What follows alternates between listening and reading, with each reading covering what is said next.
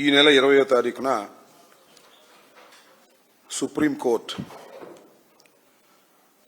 ఉండవల్లి అరుణ్ కుమార్ గారు మార్గదర్శి ఫైనాన్స్ మీద వేసినటువంటి స్పెషల్ లీవ్ పిటిషన్ని డిస్మిస్ చేయడం జరిగింది. ఆ డిస్మిస్ చేసిన తర్వాత బహుశా రామోజీరావు గారు నిజానికి దివంగతులయ్యారు. ఆయన గురించి వేసినటువంటి పిటిషన్ ఆయన మరణానంతరం డిస్మిస్ అయింది. ఈ సందర్భంగా ఆయన గురించి విమర్శ చేయటం అనేది బాధాకరమైనటువంటి అంశంగా నేను భావిస్తున్నాను. ఎందుకంటే మరణించిన వ్యక్తి గురించి మాట్లాడవలసి రావడం అనేది కొంత బాధ కలిగించేటటువంటి అంశం.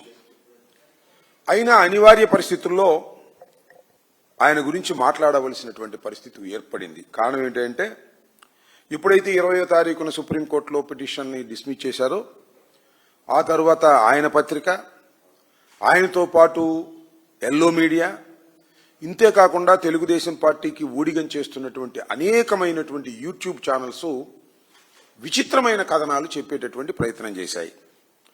దానిలో ఏంటంటే ఆయన కడిగిన ముత్యంలా వచ్చాడని, రాపడని వజ్రమని, మట్టిలో మాణిక్యమని, మహాత్ముడని, గొప్పవాడని ఇలాంటి పొగడ్తలు పొగిడేటటువంటి ప్రయత్నం చేస్తున్నారు. దానితో పాటు అసలు నాకు అనుమానం, నారా చంద్రబాబు నాయుడు గారు ఈయన మహాత్ముడు, ప్రతి ఊర్లో కూడా ఆయన విగ్రహాలు పెట్టాలని చెప్పినా చెప్తాడు. ఎందుకంటే ఆయన మరణానంతరం ఆయన సంస్మరణ దినోత్సవానికి 12 కోట్లు ఆంధ్రప్రదేశ్ ప్రభుత్వం యొక్క ఖజానా నుంచి ఖర్చు పెట్టి చేసినటువంటి వ్యక్తి నారా చంద్రబాబు నాయుడు గారు. ఈ నేపథ్యంలో నారా చంద్రబాబు నాయుడు గారు చెప్పేటటువంటి ప్రయత్నం, కొన్ని యూట్యూబ్ ఛానల్ చెప్పేటటువంటి ప్రయత్నం, ఎల్లో మీడియా ప్రచారం చేసే ప్రయత్నాలకు భిన్నంగా వాస్తవాలను ప్రజల ముందు పెట్టాలి వైఎస్ఆర్ కాంగ్రెస్ పార్టీ తరపున అనే ఉద్దేశంతో నేను మీ ద్వారా ప్రజలకు కొన్ని వాస్తవాలు చెప్పాలనే ఉద్దేశంతో ఈ ప్రయత్నం చేస్తున్నాను. చంద్రబాబు నాయుడు గారుకి చాలా సన్నిహితంగా ఉండే వ్యక్తి రామోజీరావు గారు. రామోజీరావు గారు రాజకీయ నాయకుడు కాదు, కానీ అందరికన్నా మించిన రాజకీయ నాయకుడు. రామోజీరావు గారు తెలుగుదేశం కాదు, కానీ తెలుగుదేశాన్ని నడిపించేటటువంటి ఒక మహత్తరమైన శక్తి కలిగినటువంటి వ్యక్తి. అలాంటి రామోజీరావు గారి మీద 2008లో అనుకుంటాను ఉండవల్లి అరుణ్ కుమార్ గారు కొన్ని ప్రశ్నలు లేవనెత్తారు. అది రామోజీరావు గారి మీద కాదు, రామోజీరావు గారు నడుపుతున్నటువంటి మార్గదర్శి ఫైనాన్స్ మీద. మార్గదర్శి ఫైనాన్షియర్స్ చట్ట వ్యతిరేకంగా రాష్ట్రంలో, దేశంలో డిపాజిట్లు సేకరిస్తుంది అని. ఆ తరువాత 2008లో అప్పుడున్న ప్రభుత్వం విచారణ జరిపి ఆయన మీద కేసు కూడా రిజిస్టర్ చేశారు. చట్ట వ్యతిరేకంగా ఆర్బీఐ 45(s) సెక్షన్ ప్రకారం మార్గదర్శి ఫైనాన్స్ చేస్తున్నది క్రిమినల్ నేరము, ఇలా వసూలు చేయకూడదు అని కేసు కూడా రిజిస్టర్ చేశారు. దాని గురించి కొన్ని మాటలు ఇక్కడ చెప్పాలి. అదేమిటంటే ఈ దేశంలో RBI, reserve bank of India, finance సంస్థల మీద కొన్ని ఆంక్షలు పెడుతుంది. ఎందుకంటే ఎవరు పడితే వాళ్ళు డబ్బులు వసూలు చేసుకుని ప్రజల్ని ముంచేయకోకుండా ఉండటం కోసం. అవి ఇన్కార్పొరేట్ అయినటువంటి సంస్థలు మాత్రమే, లైక్ బ్యాంక్స్, డిపాజిట్స్ వసూలు చేయాలి. ఎవరు పడితే వాళ్ళు డిపాజిట్స్ వసూలు చేయడానికి వీల్లేదు. అంబటి రాంబాబు డిపాజిట్స్ వసూలు చేయడానికి వీల్లేదు, లేదా మీరు డిపాజిట్స్ వసూలు చేయడానికి వీల్లేదు పబ్లిక్గా. కాకపోతే లావాదేవీలు జరుగుతూ ఉంటాయి. ఎవరికో మనం ₹2 వడ్డీ ఇస్తాం, వాళ్ళేమో ₹2 వడ్డీ ఒకసారి కొంతకాలం ఇస్తారు, తర్వాత అసలు కూడా ఎగ్గొడుతూ ఉంటారు. ఇలాంటివి జరగకోకుండా ఉండాలనే ఉద్దేశంతో ఆర్బీఐ కొన్ని చట్టాలు చేసింది. ఆ చట్టాల ప్రకారం రామోజీరావు గారు చేస్తున్నటువంటిది, ఆయన ఫైనాన్స్ కంపెనీ చేస్తున్నది, ఆయన మార్గదర్శి ఫైనాన్షియర్స్ చేస్తున్నది చట్ట వ్యతిరేకమైన కార్యకలాపం. ఇది నేను చెబుతున్నటువంటి అంశం కాదు. 2008 ఉండవల్లి అరుణ్ కుమార్ గారు ఈ ప్రశ్న లేవనెత్తక ముందే ఆర్బీఐ నోటీస్ ఇచ్చింది మార్గదర్శి ఫైనాన్షియర్స్కి 2097లో. ఒకసారి చూపించండి. ఏమని అంటారంటే వాళ్ళు, మీరు ఇలా వసూలు చేయటం చట్ట వ్యతిరేకం, దీన్ని ఆపేయండి అని. ఇది నా దగ్గర ఒకటే ఉంది పబ్లిక్లో. అంతకు ముందు నుంచి కూడా 2097 కదా, అంతకు పూర్వం ఆ తర్వాత కూడా reserve bank of India Ramoji Rao గారి సంస్థకు అనేకమైన నోటీసులు ఇచ్చింది. అయ్యా, మీరు చేస్తున్నది తప్పు, మీరు ఇలా వసూలు చేయకూడదు. పబ్లిక్ లిమిటెడ్ కంపెనీగా ఏర్పడిన తర్వాత రిజర్వ్ బ్యాంక్ యొక్క పర్మిషన్ తీసుకున్న తర్వాతే మీరు చేయాలి అని. ఎందుకు రామోజీరావు గారు చేయకూడదంటే, ఆయన హెచ్యుఎఫ్ మీద కలెక్ట్ చేస్తున్నాడు. హెచ్యుఎఫ్ అంటే హిందూ అన్డివైడెడ్ ఫ్యామిలీ పేరుతో ఎంత వసూలు చేశాడో తెలుసా మీకు? 2600 కోట్ల రూపాయలు ప్రజల దగ్గర నుంచి వసూలు చేశాడు, డిపాజిటర్ల దగ్గర నుంచి. ఇది చట్ట వ్యతిరేకం అనేటువంటి అభిప్రాయం ఖచ్చితంగా ఆర్బీఐకి ఉంది. ఆర్బీఐ అనేక సందర్భాల్లో నోటీసులు ఇచ్చింది. దానికి కుంటి సాకులు చెప్తూ దాన్ని కొనసాగిస్తూనే ఉన్నాడు. కానీ ఉండవల్లి అరుణ్ కుమార్ గారు లేవనెత్తిన ప్రశ్న తర్వాత, ఆయన మీద కేసు పెట్టిన తర్వాత దాన్ని మూసేశారు. ఆ తర్వాత ఏం జరిగిందో తెలిసి, ఈ 2600 కోట్ల రూపాయలు మీరు చెల్లించాల్సిందే అని చట్టం చెబుతుంటే, అప్పుడు ఆయన దగ్గర ఉన్నటువంటి సంస్థను అమ్మేసుకున్నాడు. ఆయనకున్నటువంటి అనేక టీవీ ఛానల్స్ని అమ్ముకొని, అంబానీకి అమ్ముకొని, దానిలో వచ్చిన డబ్బుల్ని తీసుకెళ్లి డిపాజిట్లకు ఇచ్చారు. ఇప్పుడు ఇదంతా కూడా ఉండవల్లి అరుణ్ కుమార్ గారు ప్రశ్నలు లేవనెత్తిన తర్వాత, ప్రభుత్వం దాన్ని పర్సూ చేసి కేసు పెట్టిన తర్వాత మొత్తం డిపాజిట్లు ఇచ్చేటటువంటి ప్రయత్నం చేశారు. ఎంతవరకు ఇచ్చారో ఎంతవరకు ఇవ్వలేదో అది వేరే అంశం. ఇక్కడ నేను చెప్పదలుచుకున్నది ఏమిటంటే, గౌరవనీయులు దివంగతులు అయినటువంటి రామోజీరావు గారి ఫైనాన్స్ సంస్థ చట్ట వ్యతిరేకంగా చాలా కాలం ప్రజల దగ్గర నుంచి డబ్బులు వసూలు చేసేటటువంటి కార్యక్రమం చేసింది. ఇది నేరపూరితమైనది. అందుకే చాలా సందర్భాల్లో మేము చెప్పాం, ఆయన సజీవంగా ఉన్నప్పుడు is a white collar criminal, ఆర్థిక నేరగాడు. ఆర్థిక నేరాలు చేసి అనేకమైన నేరాలకు పాల్పడి 1,00,000 కోట్ల రాజ్యాన్ని, సామ్రాజ్యాన్ని ఏర్పరచుకున్నటువంటి వ్యక్తి, ప్రభుత్వాలకు అండగా ఉండి ప్రభుత్వాల దగ్గర నుంచి అండ తీసుకుని అనేది ఇవాళ మేము చెబుతున్నటువంటి అంశం కాదు, అనేక సందర్భాల్లో మేము ఆరోపించినటువంటి అంశాలు. ఇక్కడ అసలు విషయానికి వస్తే, కేసు పెట్టిన తర్వాత ఆయన అమ్మేసుకుని డిపాజిట్లు చెల్లించేశాం అన్నారు.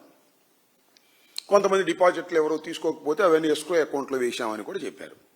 అయితే దీనిలో గమనించవలసినటువంటి అంశం ఏంటంటే, 2018లో ఈ కేసును హైకోర్టు, హైదరాబాద్లో ఉన్నటువంటి హైకోర్టు, మన ఉమ్మడి రాష్ట్రంగా ఉన్నటువంటి హైకోర్టు, నెక్స్ట్ రోజుని రెండు హైకోర్ట్స్గా విభజించబడుతున్నటువంటి తరుణంలో రామోజీరావు గారు ఒక పిటిషన్ వేసుకున్నారు. ఆ పిటిషన్ ప్రకారం దీన్ని కొట్టేశారు. ఈ కేసుని చాలా విచిత్రం. ఇది కొట్టేసిన సంగతి ఎవరికి తెలియదు. ఆంధ్రప్రదేశ్ ప్రభుత్వం దాని గురించి పట్టించుకోలేదు, అప్పుడున్న తెలంగాణ ప్రభుత్వం దాని గురించి పట్టించుకోలేదు. నిజానికి ప్రభుత్వాలే పట్టించుకోలేదు, కొట్టేశారు. ఈ విషయం అరుణ్ కుమార్ గారికి కూడా తెలియదు, ఎందుకంటే ఆయన కంప్లైంట్. దీనిలో సంవత్సరం తర్వాత దీన్ని గమనించినటువంటి అరుణ్ కుమార్ గారు సుప్రీంకోర్టుకు వెళ్ళారు. అది మొన్న కొట్టేసినటువంటి కేసు. సుప్రీంకోర్టుకు వెళ్ళిన తర్వాత సుప్రీంకోర్టు వాళ్ళు హైకోర్టును ఆదేశించారు, అయ్యా దీనిలో విషయాలను మీరు సేకరించండి, మీరు కొట్టేయడం తప్పు అని చెప్పిన తర్వాత ఇక్కడికి వచ్చారు. ఇక్కడ చాలా న్యాయపరమైనటువంటి అంశాల మీద చర్చ జరిగింది. ఆర్బీఐ కూడా దీనిలో పార్టిసిపేట్ చేసింది. రామోజీరావు గారు చేసింది తప్పని చెప్పింది, ఇలా వసూలు చేయటం కరెక్ట్ కాదని చెప్పింది. ఇవన్నీ చెప్పిన తర్వాత మీకు ఈ మధ్య కాలంలో మళ్ళీ ఆర్బీఐ మరి ఎందుకో మేనేజ్ కాబడిందని నా అభిప్రాయం. ఒక లేఖ రామోజీరావు గారికి కాదు, మన 26లో జనవరి 9వ తారీఖున ఉండవల్లి అరుణ్ కుమార్ గారికి ఒక లేఖ పంపింది. ఆయన లేఖ రాస్తే దానిలో ఏమన్నారంటే, చూపించండి. In this regard we think your suggestions in the matter. However, it is informed that Reserve Bank of India has decided not to pursue the matter further.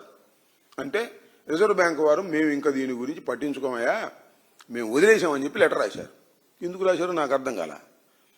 నిజానికి రామోజీరావు గారు నేరం చేశాడని అంతకుముందు అనేక నోటీసులు ఇచ్చి హైకోర్టులో అనేక సందర్భాల్లో వాదన చేసి తర్వాత ఉండవల్లి అరుణ్ కుమార్ గారికి ఒక లేఖ పంపించారు. ఆ లేఖ ఇంకా మేము దీన్ని పట్టించుకోమని. అంటే ఇట్ ఈజ్ సంథింగ్ మేనేజ్. దానిలో ఏమీ సందేహపడాల్సిన అవసరం లేదనేది నాకున్నటువంటి అభిప్రాయం. ఎందుకు ఈ విషయాలన్నీ చెప్తలుచుకున్నానంటే రామోజీరావు గారు క్లీన్ చిట్ అనేది ఎక్కడా ఇవ్వబడలేదు. రామోజీరావు గారు చనిపోయాడు కాబట్టి చనిపోయినటువంటి వ్యక్తి మీద ఏ విధమైనటువంటి క్రిమినల్ యాక్షన్స్ ఉండవు. దాన్ని కూడా ఇక్కడ మీకు చూపిస్తాను. ఒక వ్యక్తి చూడండి, ఇది ఒక వ్యక్తి మరణిస్తే అతనిపై ఉన్న క్రిమినల్ కేసు ముగుస్తుంది కానీ ఆర్థిక బకాయిలు మాత్రం వారసులు చెల్లించాల్సిందేనంటూ ఇటీవల తెలంగాణ హైకోర్టు ఇచ్చిన తీర్పే కాదు, సింపుల్. ఇప్పుడు మనం బ్యాంక్లో మనం డాక్యుమెంట్స్ పెట్టి మనం తీసుకున్నాం. నేనే తీసుకున్నాను అనుకోండి, 1 కోటి రూపాయలు తీసుకున్నాను. అవి కూడా ఫాల్స్ డాక్యుమెంట్స్ పెట్టి తీసుకున్నాను 1 కోటి రూపాయలు. నేను పోయాను అనుకోండి, నెక్స్ట్ ఏం జరుగుద్ది? నా వారసులు ఆ డబ్బులు కట్టాలి. క్రిమినల్ కేసు అయితే నా మీద ఉండదు. నేరం నేను చేశాను కాబట్టి క్రిమినల్ కేసు తీసేస్తారు, డబ్బులు మాత్రం కట్టాలి, ఫైన్స్ కూడా కట్టాలి. ఇక్కడ కూడా గమనించవలసిన అంశం ఏంటంటే రామోజీరావు గారు మరణించిన క్రిమినల్ లైబిలిటీ పోతుంది తప్ప సివిల్ లైబిలిటీ మాత్రం పోదు. దీనిలో ఇంకొక అంశం ఏమిటంటే 45S reserve bank of India act ఏం చెప్తుందంటే ఎవరైనా ఈ విధంగా 45Sని వైలేట్ చేసి డిపాజిట్లు వసూలు చేస్తే వారికి ఫైన్ వేసి వసూలు చేస్తాం. చట్టం చెబుతుంది, ఆర్బీఐ చట్టం. ఫైన్ వేసి వసూలు చేస్తాం. ఎంత ఫైన్ వేస్తాం? డబులైనా వేస్తాం, త్రిబులైనా వేస్తాం. ఎంత ఫైన్ అయినా వేసి 2600 కోట్ల రూపాయలు మీరు వసూలు చేస్తే అక్రమంగా చట్ట విరుద్ధంగా 45Sకి వైలేట్ చేస్తూ మీరు వసూలు చేస్తే దానికి డబల్ కూడా వేసి వసూలు చేసేటటువంటి హక్కు ఆర్బీఐకి ఉంది అని చట్టం చెబుతున్నటువంటి అంశం. ఇవాళ నేను అడుగుతున్నది ఏమిటంటే ఉండవల్లి అరుణ్ కుమార్ గారు వేసినటువంటి పిటిషన్ని డిస్మిస్ చేశారు. దానిలో ఏం చెప్పలేదు. మేమంతా విచారణ చేశాము. విచారణ చేయటం వలన రామోజీరావు గారు తప్పు చేయలేదు, 45Sని ఉల్లంఘించలేదు, హెచ్యుఎఫ్ కూడా 45S ఉన్నప్పటికీ కూడా డిపాజిట్లు వసూలు చేసుకోవచ్చు అని ఎక్కడ చెప్పలేదనే విషయాన్ని ఇక్కడ మీరు గమనించాలి. ఆయన చనిపోయాడు కాబట్టి క్రిమినల్ చర్యలు ఆయన మీద తీసుకునే అవకాశం లేదు కాబట్టి డిస్మిస్ చేసి ఉంటారు. అయినా నేను ఇంకొక విషయాన్ని ఇక్కడ మీకు చాలా స్పష్టంగా చెప్పదలుచుకున్నాను. దీన్నే వదిలిపెట్టే అంశం కాదు. ఇవాళ దీన్ని పోరాడింది ఉండవల్లి అరుణ్ కుమార్ గారు, ఎక్స్ ఎంపీ. ఆ రోజుల్లో ఎంపీగా ఉన్నప్పుడు దీన్ని బయటకు తీసుకొచ్చాడు, అనేక ప్రశ్నలు లేవనెత్తాడు. నిజంగా 2008, 2006లో అంటే సుమారుగా ఇప్పటికి 20 సంవత్సరాల పాటు ఒక సుదీర్ఘమైనటువంటి పోరాటం న్యాయపరంగా చేశాడు ఉండవల్లి అరుణ్ కుమార్ గారు. అంతేకాదు ఆయనేమి ఎంపీ అయినంత మాత్రం ధనవంతుడు కూడా కాదు నాకు తెలిసి. ఎందుకంటే నాకు కాంగ్రెస్ పార్టీలో ఉన్నప్పుడు చాలా సన్నిహితంగా ఉండేటటువంటి వ్యక్తి. ఇవాళ పార్టీలు వేరుగా ఉన్నాయనుకోండి, అది వేరే విషయం. ఆయన ఏ పార్టీకి చెందలేదు, మేము వైఎస్ఆర్ కాంగ్రెస్ పార్టీలో ఉన్నాం. ఒక విధంగా చాలా లిమిటెడ్గా ఆర్థిక స్తోమత ఉన్నటువంటి వ్యక్తి. అందువల్ల పెద్ద పెద్ద లీడర్లను పెట్టుకోలేదు. ఆయనే స్వయంగా వెళ్లి కోర్టులో వాదించుకున్నాడు. చాలా సందర్భాల్లో పార్టీ ఇన్ పర్సన్ వెళ్లి వాదించుకొని ఈ కేసుని 20 సంవత్సరాల పాటు తీసుకొచ్చాడు. మొన్న మాత్రం ఆయన పార్టీ ఇన్ పర్సన్గా వెళ్ళలేదు. డిస్మిస్ చేసినప్పుడు పార్టీ ఇన్ పర్సన్గా ఆయన వెళ్ళి ఉంటే మరో రకంగా ఉండేది, నేను ఖచ్చితంగా అడిగేవాడిని అని ఆయన మొన్న ప్రెస్ మీట్లో చెప్తున్నప్పుడు నేను విన్నాను. కాబట్టి నేను ఇక్కడ చెప్పదలుచుకున్నది ఏమిటంటే ఉండవల్లి అరుణ్ కుమార్ గారు ఈ విషయాన్ని అంత తేలిగ్గా వదిలిపెడతాడని కూడా మేము అనుకోవటం లేదు. ఆర్బీఐ ఏదన్నా రాజీ పడ్డా కూడా ఆ రాజీ పట్టం కూడా తప్పనేటువంటి అంశాన్ని మనం ఇక్కడ గమనించవలసినటువంటి అవసరం ఉందని కూడా ఈ సందర్భంగా నేను చెప్పదలుచుకున్నాను. ఎందుకంటే వైవి సుబ్బారెడ్డి గారు ఆ మధ్యన ఒక ప్రశ్న అడిగారు పార్లమెంట్లో. అడిగితే వాళ్ళు ఇచ్చిన సమాధానాన్ని కూడా మీకు ఇక్కడ చూపిస్తాను. వైవి సుబ్బారెడ్డి గారు అడిగిన ప్రశ్నకు హెచ్యుఎఫ్ అంటే ఏదైతే రామోజీరావు గారు హెచ్యుఎఫ్ మీద డిపాజిట్లు 2600 కోట్ల రూపాయలు వసూలు చేశారో సేకరించడానికి వీల్లేదు అలాగో అని చెప్పారు. కేంద్ర మంత్రి ఇచ్చిన సమాధానం, అలాగే చట్ట ఉల్లంఘనకు పాల్పడితే ఆర్బీఐ రాష్ట్ర ప్రభుత్వాలు క్రిమినల్ చర్యలు ఉపక్రమించవచ్చని ఈ ఏడాది ఫిబ్రవరిలో మంత్రి ఇచ్చిన సమాధానం ఇది. అదే మంత్రి గారు ఇచ్చిన సమాధానం. ఎవరైతే ఆర్బీఐ యాక్ట్ 45Sను ఉల్లంఘించి ఎవరైతే వసూలు చేస్తారో వారి మీద చట్ట ప్రకారం యాక్షన్ తీసుకునే అవకాశం ఉంటుంది. అలా డిపాజిట్లు వసూలు చేయడానికి వీల్లేదని చాలా స్పష్టంగా చెప్పారు. ఇది ఖచ్చితంగా పార్లమెంట్లో కూడా లేవనెత్తవలసినటువంటి ప్రశ్న అని కూడా ఈ సందర్భంగా మనం చేస్తున్నాం. ఎందుకంటే ఆర్బీఐ మరి ఎందుకు ఇచ్చిందో ఆ పిచ్చితనంగా నాకు అర్థం కాలేదు. మేము దీన్ని ఇంకా పర్సూ చేయం, వదిలేశాం అనేటువంటి మాట మాట్లాడారు. ఇది చాలా దురదృష్టకరం, చట్ట వ్యతిరేకమైనటువంటి అంశం అని కూడా ఈ సందర్భంగా నేను చెప్పదలుచుకున్నాను. ఈ విధంగా రామోజీరావు గారు ఆయన కడిగిన ముత్యమయ్యాడు, అద్భుతంగా సేవ చేశాడు అనేటువంటి కార్యక్రమాలన్నీ కూడా చాలా దురదృష్టకరమైనటువంటి పరిణామాలు. ఖచ్చితంగా నేను చెప్పదలుచుకున్నాను, ఆర్బీఐ చట్టాన్ని ఉల్లంఘించి రామోజీరావు గారు నేరం చేశారు. ఆయన మరణించడం వల్ల క్రిమినల్ కేసులు రద్దవుతాయి కానీ సివిల్ కేసులు రద్దవు. దీని మీద ఆర్బీఐ యాక్షన్ తీసుకునే విధంగా ప్రజాస్వామ్యయుతంగా అందరూ పోరాడాలి. అయితే ఉండవల్లి అరుణ్ కుమార్ గారు దీన్ని తప్పనిసరిగా పోరాడతారని నేను ప్రగాఢంగా విశ్వసిస్తున్నాను. పోరాడతారని కూడా నేను చెప్పదలుచుకున్నాను. అంతేకాదు, not only Margadarsi financiers, Margadarsi chits కూడా చాలా దారుణంగా, అన్యాయంగా, చట్ట వ్యతిరేకంగా చేస్తున్నారు. రామోజీరావు గారు చేసినటువంటి చాలా కార్యక్రమాలు చట్ట వ్యతిరేకంగా చేశారు. కారణం ఏంటంటే ప్రభుత్వాలు మాయున్నాయి, మా చంద్రబాబు నాయుడు గారు ఉన్నారు అనేటువంటి పద్ధతుల్లో దోచుకునేటటువంటి కార్యక్రమాలు ఈ రామోజీరావు గారు చేశారని వాళ్ళ చెప్పడానికి కొద్దిగా ఎరుస్తున్నాం. ఎందుకంటే ఆయన బ్రతికి లేడు కాబట్టి, బ్రతికి లేకపోయినా ఆయన వారసత్వంగా వచ్చినటువంటి వారు తప్పనిసరిగా దీనికి బాధ్యత వహించవలసి ఉంటుంది, సివిల్గా బాధ్యత వహించవలసి ఉంటుంది. నేరారోపణ చేసినా కేసులు సక్సెస్ అయినా కూడా వారిని శిక్షించలేకపోవచ్చు, కానీ వారి వారసులు మాత్రం తప్పనిసరిగా ఆర్థికమైనటువంటి విషయాల మీద సమాధానం చెప్పుకోవలసినటువంటి పరిస్థితి ఏర్పడుతుందని కూడా ఈ సందర్భంగా నేను చెప్పదలుచుకున్నాను. రామోజీరావు గారు ఉన్నంత కాలం చంద్రబాబు నాయుడు గారికి సేవ చేసేటటువంటి కార్యక్రమాలు చేశారు. ఎన్టీ రామారావు గారికి చంద్రబాబు నాయుడు గారు వెన్నుపోటు పొడిచినప్పుడు చంద్రబాబు నాయుడు గారిని అద్భుతమైనటువంటి వ్యక్తిగా చిత్రీకరించేటటువంటి ప్రయత్నం చేశారు. ఎన్టీ రామారావు గారిని ఒక దుర్మార్గుడిగా చిత్రీకరించేటటువంటి కార్టూన్లు వేసి చంద్రబాబు నాయుడు గారికి సపోర్ట్ చేశారు. కాబట్టి చంద్రబాబు నాయుడు గారి వారి రుణం తీసుకోవడం కోసం ప్రభుత్వ ధనాన్ని కూడా వెచ్చించి మరి సంస్మరణ సభలు పెట్టేటటువంటి పరిస్థితికి ఈ రాష్ట్ర ప్రభుత్వం రావడం చాలా దురదృష్టకరంగా నేను భావిస్తూ, మరొకసారి నేను పునరుద్ఘాటించదలుచుకున్నది ఏమిటంటే, చెరుకూరి రామోజీరావు గారు కడిగిన ముత్యము కాదు, రాపడని వజ్రము కాదు, ఆయన గొప్ప వ్యక్తి కాదు. ఆయన చట్ట వ్యతిరేకంగా చట్టాలను అతిక్రమించి ప్రభుత్వాల యొక్క సహాయంతో, దుర్మార్గ ప్రభుత్వాల సహాయంతో పెద్ద అవినీతి సామ్రాజ్యాన్ని ఏర్పరచుకున్న ఒక వైట్ కాలర్ క్రిమినల్ అని మాత్రం నేను మరొకసారి పునరుద్ఘాటిస్తున్నాను. అఫ్ కోర్స్ ఆయన చనిపోయాడు కాబట్టి అలా పునరుద్ఘాటించడం కొద్దిగా బాధగా ఉన్నా క్షమించవలసిందిగా కోరుతున్నాను.